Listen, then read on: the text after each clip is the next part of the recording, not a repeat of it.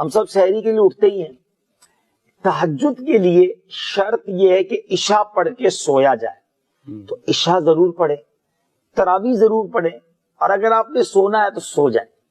اب جب آپ سحری کے لیے اٹھ رہے نا, تھوڑا ٹائم پہلے اٹھ جائیں, آپ تہجد پڑھ لیں. تو اب یہ 30 days آپ تہجد پڑھنے کے عادی ہو جائیں گے نا, اللہ کی رحمت سے امید رمضان کے بعد بھی عادت رہے گی. تہجد فرض نمازوں کے بعد سب سے افضل نماز ہے.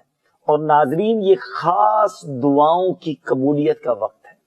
اللہ اکبر, تہجد پڑھ کے جو دعا مانگنے کا مزہ آتا ہے, اور اللہ کرے ہم ایسی دعائیں مانگنے والے بن جائیں کہ میں جانوں میرا رب جانے.